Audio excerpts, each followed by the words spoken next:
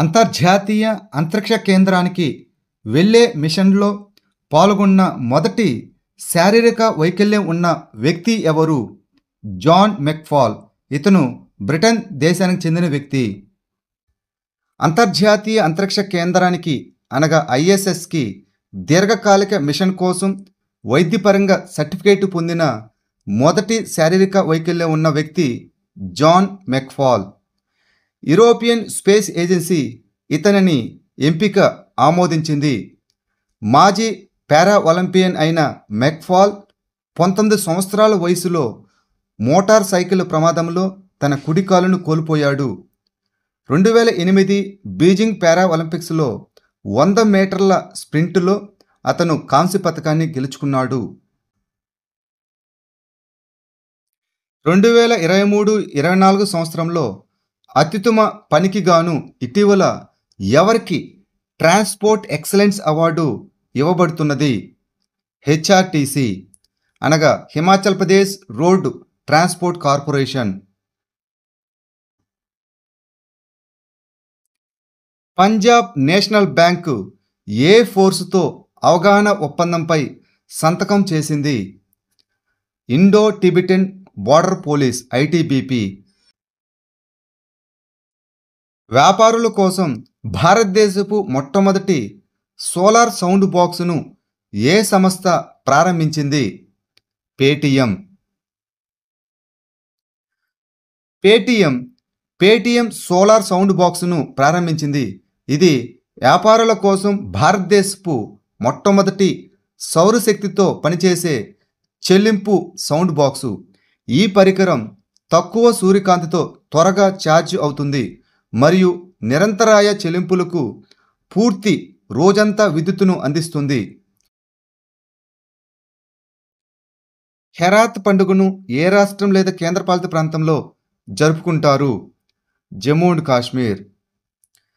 ప్రపంచవ్యాప్తంగా శివభక్తులకు మహాశివరాత్రి ఒక ప్రధాన పండుగ.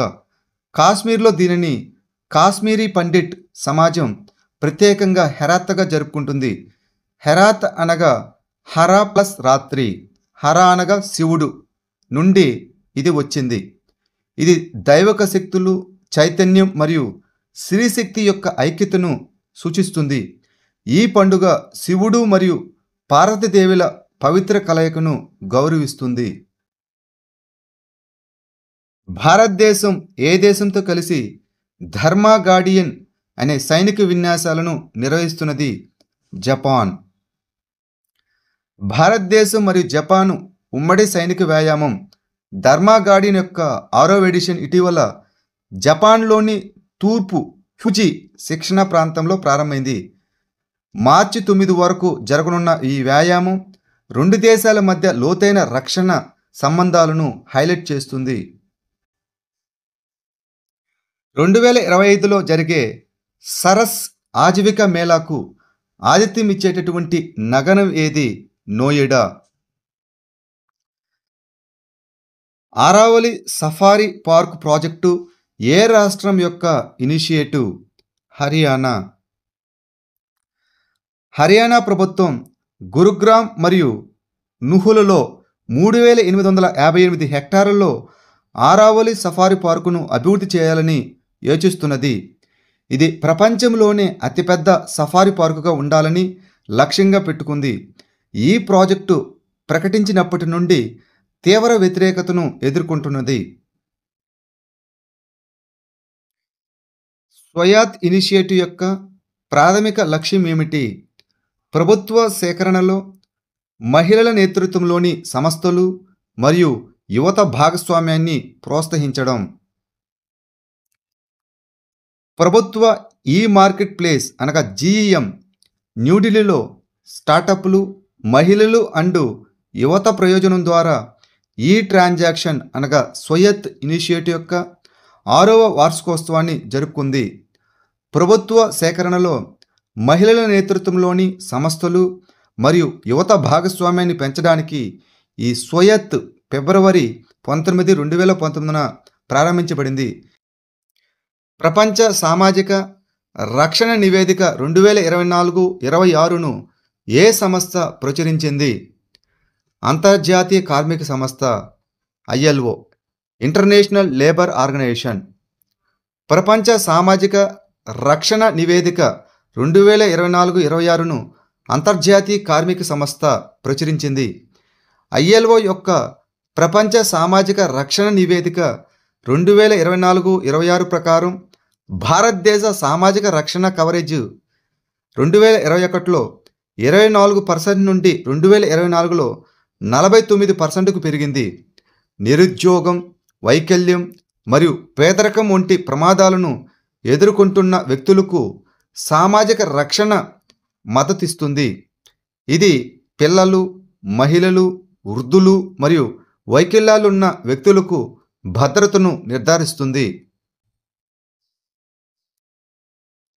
దేశిక ప్రకృతి పరిరక్షణ అభియాన్ ఏ మంత్రిత్వ శాఖకు చెందినది? ఆయుష్ మంత్రిత్వ శాఖ, the ministry of Ayush.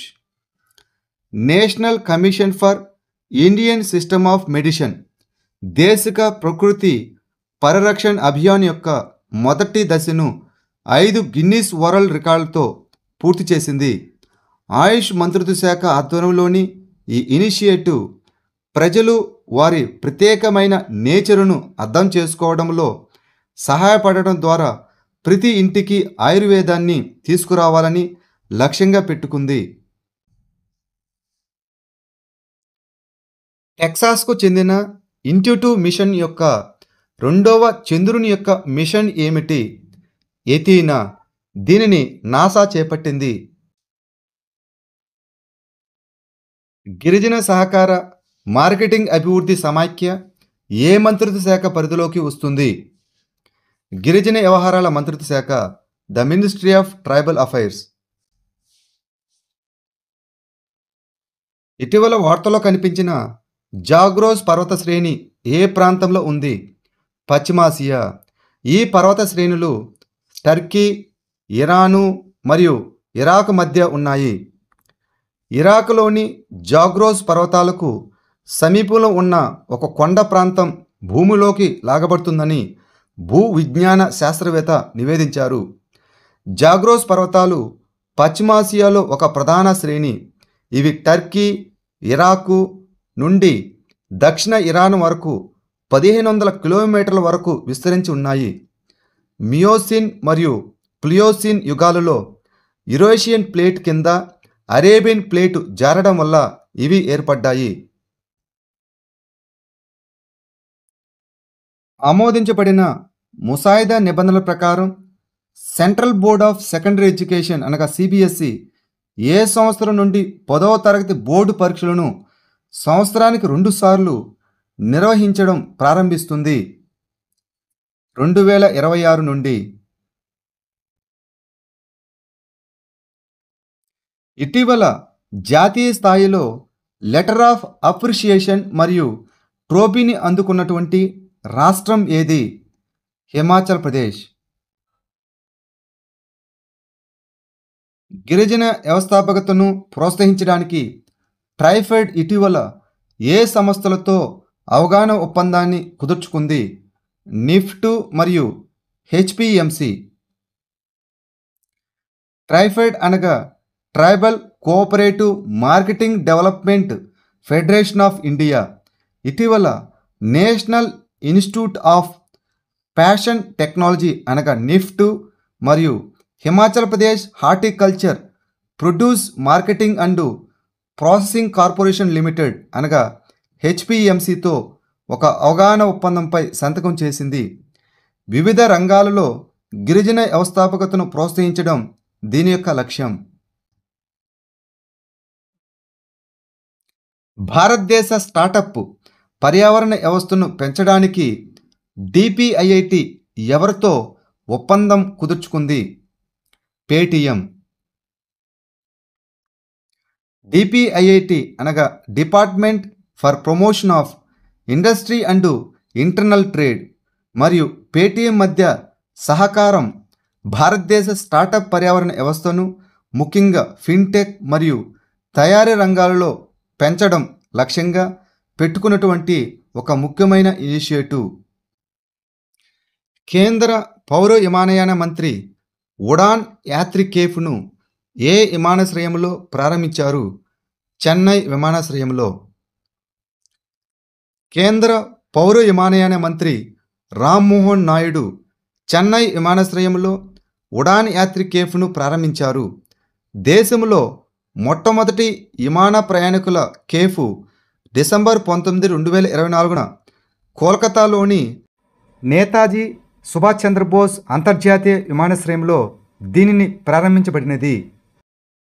DRDO మరియు భారత నౌకాదళం ఇటీవల ఏ కొత్త క్షిపణిని విజయవంతంగా పరీక్షించాయి? నేవల్ యాంటీషిప్ క్షిపణి. Defence research and development organisation అనగా డిఆర్డీఓ మరియు ఇండియన్ నేవీ ఒడిశాలోని చాందీపూర్లోని ఇంటిగ్రేటెడ్ టెస్ట్ రేంజ్ నుండి మొట్టమొదటి నేవల్ యాంటీషిప్ క్షిపణిను విజయవంతంగా పరీక్షించాయి. భారత నేవీ సీ కింగ్ హెలికాప్టర్ నుండి ప్రయోగించబడిన ఈ క్షిపణి లక్ష్యంపై తన సామర్థ్యాన్ని ప్రదర్శించిందని రక్షణ మంత్రిత్వ శాఖ ఒక ప్రకటనలో తెలిపింది.